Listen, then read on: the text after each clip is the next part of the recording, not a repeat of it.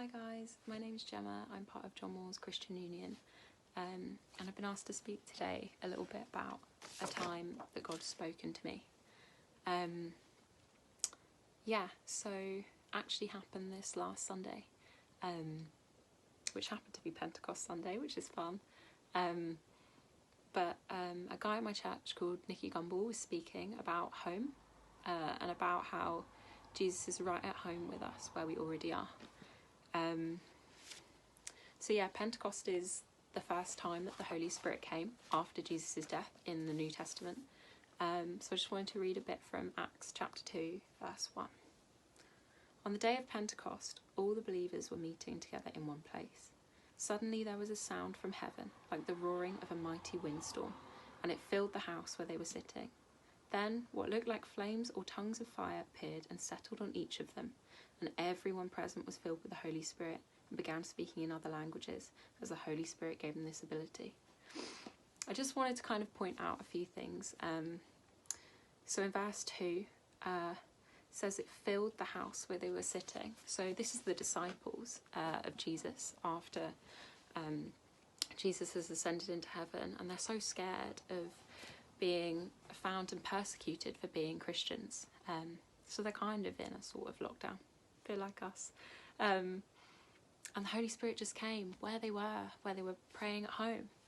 And we hear this so much, and I think even for me, especially, the previous weeks of church, I kind of thought back to them after hearing that.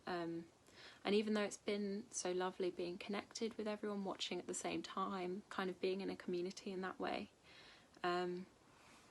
it's so nice to be online together, but I still felt a bit of disconnect, and I still felt like I'd almost forgotten in my heart that Jesus really is with us. Like, I'd hear that, but I kind of forgot that that's really, really true. So then, it being Pentecost Sunday, after his talk, Nicky led us in a prayer to invite the Holy Spirit to come and meet us. And so I was just sat there on my sofa. I just had like coffee and brunch during the service while watching, and I was just sat on the sofa, and we prayed, and I really prayed in my heart for the Spirit to come, and the Holy Spirit did meet me where I was, and it was so gentle. Like, it wasn't a big event, like I wasn't like falling over, being slain in the Spirit or anything, but I just sat on my sofa and had my eyes closed and just really prayed to God to come meet me where I was. And I had a few tears, and I could really feel God moving inside me, just bringing me a really silent joy, like for the day, for the week, and that was really, really lovely, really encouraging, and just really confirmed to me that it's so true that God is with us all the time, even being at home, even in the small mundane things, or feeling frustrated because we can't go out and meet our friends or do anything. Like, he's with us all the time and can always bring us joy or support or comfort or whatever we need in this time.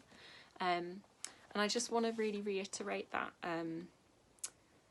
with another passage from the Bible. Again, it's still in Acts 2, and it's from when Peter is speaking to the crowd about what's happening when the Holy Spirit's come on the disciples. He says, "King David said this about him, 'I see the Lord is always with me. I will not be shaken, for he is right beside me. No wonder my heart is glad, and my tongue shouts his praises. My body rests in hope, for you will not leave my soul among the dead, or allow your Holy One to rot in the grave. You will show me the way of life, and you will fill me with the joy of your presence.'" And I just really want to encourage you guys, like, to not forget God is with you at home. He's with you all the time. And just right now, even right now, you can ask for him to come meet you and fill your heart with joy. Hope you have a great day, guys. Hopefully see you soon.